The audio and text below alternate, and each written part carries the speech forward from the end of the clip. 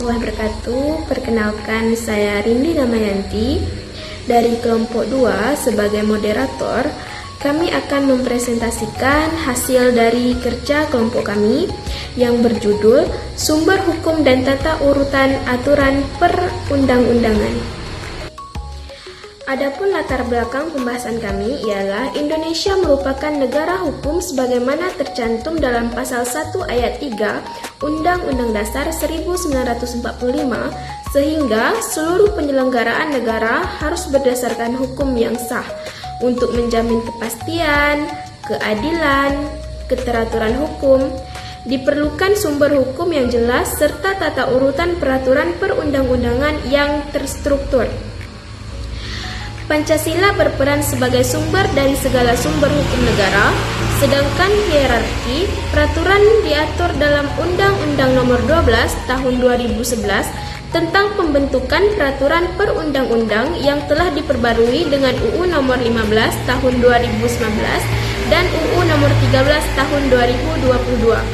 Pengaturan ini bertujuan agar setiap peraturan memiliki kekuatan hukum sesuai tingkatnya, mencegah tumpang tindih antar regulasi, serta menciptakan sistem hukum nasional yang harmonis dan selaras dengan nilai-nilai Pancasila. Selanjutnya, pembahasan dari 1 sampai 13 akan dilanjutkan oleh teman-teman saya, yaitu Irna Tri Auliasari, Siti Aisyah, Putri Andarista, Dina Sardiana, dan Zulian Octavia. Sumber hukum formil dan material. Sumber hukum material adalah segala faktor sosial, politik, ekonomi, budaya, dan agama yang mempengaruhi terbentuknya suatu hukum atau menentukan isi dari peraturan hukum. Sedangkan sumber hukum formil adalah bentuk atau cara hukum itu memperoleh kekuatan mengikat secara resmi, seperti melalui undang-undang, peraturan pemerintah, peraturan presiden, dan kebiasaan dan terakat. Dengan kata lain, sumber hukum material menentukan isi hukum, sementara sumber hukum formil menentukan bentuk dan kekuatan berlakunya hukum. Adapun jenis-jenis sumber hukum di Indonesia, yang pertama yaitu sumber hukum material, yang kedua sumber hukum formil, dan yang ketiga sumber hukum umum nasional. Pembahasan 3. Undang-undang sebagai sumber hukum tertinggi. Undang-Undang Dasar atau UUD 1945 merupakan sumber hukum tertinggi di Indonesia karena menjadi dasar dan pedoman utama dalam penyelenggaraan negara.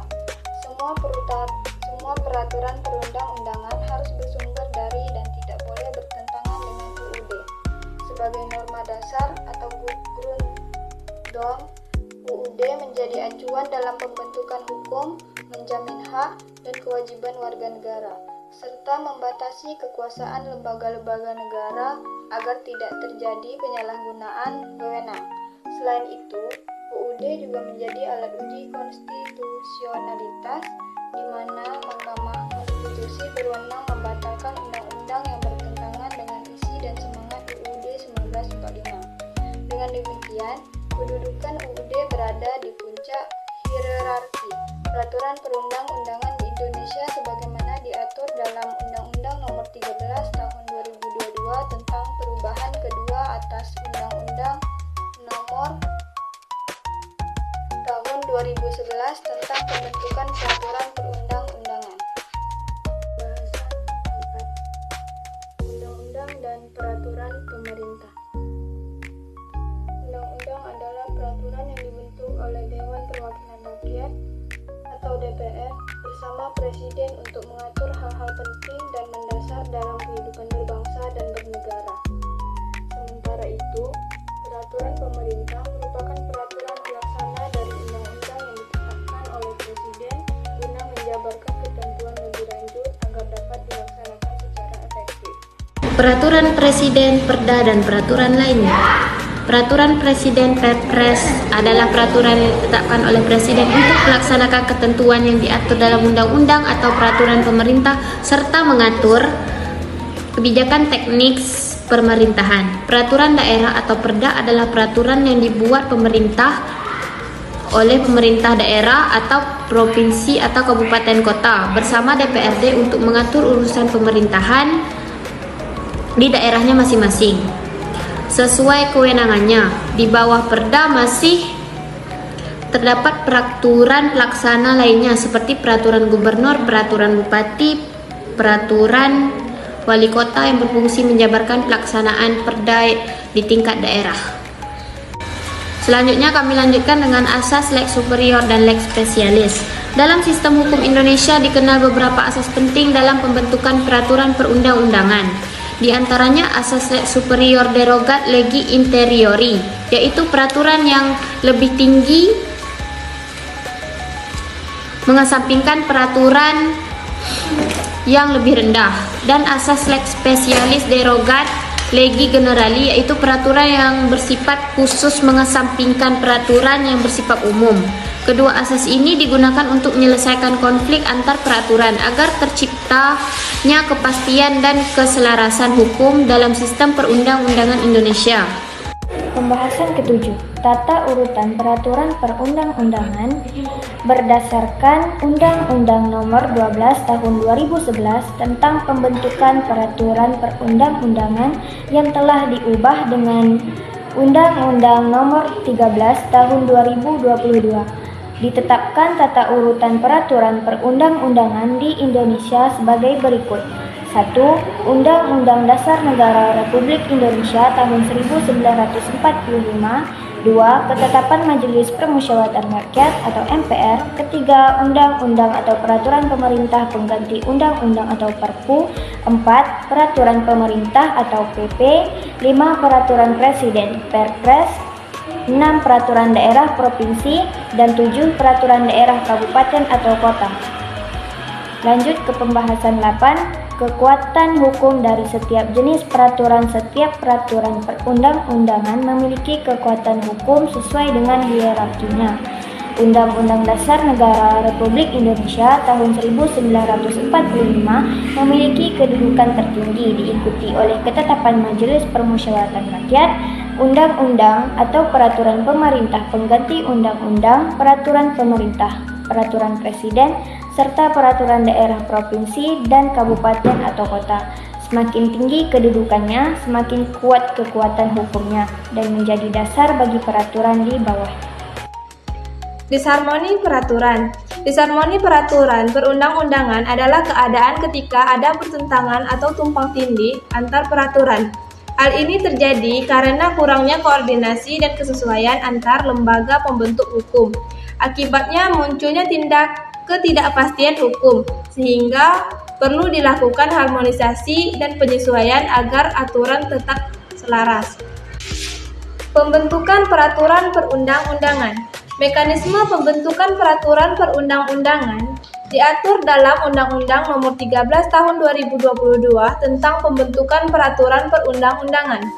Proses ini meliputi beberapa tahap, yaitu perencanaan, penyusunan, pembahasan, pengesahan atau penetapan, dan pengundangan. Setiap tahap harus mengikuti asas, prosedur, dan tata cara yang telah ditetapkan agar peraturan yang dihasilkan memiliki kepastian hukum, keadilan, dan kemanfaatan bagi masyarakat. Peran DPT, Presiden, dan MK. Dalam pembentukan peraturan perundang-undangan, Dewan Perwakilan Rakyat atau disebut dengan DPR berperan sebagai lembaga pembentuk undang-undang bersama Presiden, termasuk dalam tahap pembahasan dan persetujuan. Presiden berperan dalam mengajukan rancangan undang-undang atau RUU, memberikan persetujuan bersama DPR, serta mengesahkan dan mengundangkan undang-undang.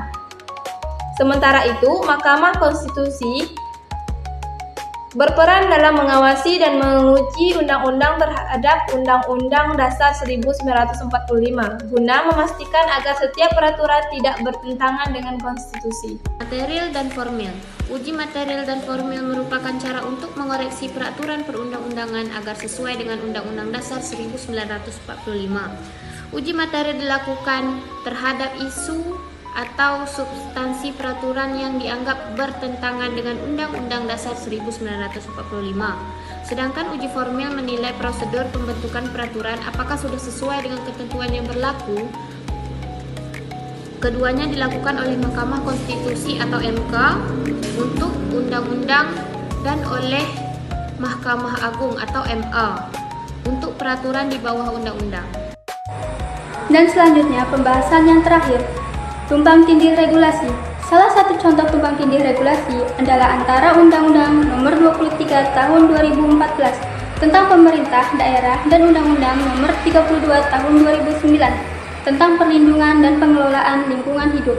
Dalam praktiknya, kedua aturan ini sering bertentangan mengenai kewenangan pemberian izin lingkungan.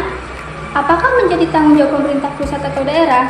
Akibatnya muncul ketidakpastian hukum dalam pelaksanaan kebijakan, terutama pada sektor inisiasi dan pertambangan. Kesimpulan dari pembahasan kami ialah undang-undang dan peraturan pemerintah memiliki hubungan yang erat, di mana peraturan pemerintah berfungsi menjabarkan dan melaksanakan undang-undang, sehingga tercipta keselarasan dan kepastian hukum dan sistem hukum nasional. Baiklah, sekarang kami akan membuka sesi tanya-jawab. Assalamualaikum warahmatullahi wabarakatuh. Perkenalkan, nama saya Ahmad Zat dari kelompok 1 Prodi Administrasi Publik. Ingin bertanya, kenapa Pancasila sebagai sumber daya segala sumber hukum dan undang-undang sebagai hukum yang tertulis? Terima kasih. Baiklah, saya akan menjawab pertanyaan dari Aldi. Pertanyaannya itu, kenapa Pancasila sebagai sumber dari segala sumber hukum dan undang-undang sebagai sumber yang tertulis? Pancasila disebut dari segala sumber hukum karena Pancasila menjadi dasar pedoman utama. Yang kedua, semua hukum yang berlaku. Yang ketiga, Pancasila memuat nilai-nilai moral. Undang-undang sebagai hukum tertulis karena salah satunya ditulis secara resmi dan disahkan sebagai dasar hukum tertinggi setelah Pancasila. Baiklah, itu saja yang dapat kami presentasikan dari hasil kerja kelompok kami. Saya tutup dengan wabillahi taufiq wal hidayah. Wassalamualaikum warahmatullahi wabarakatuh.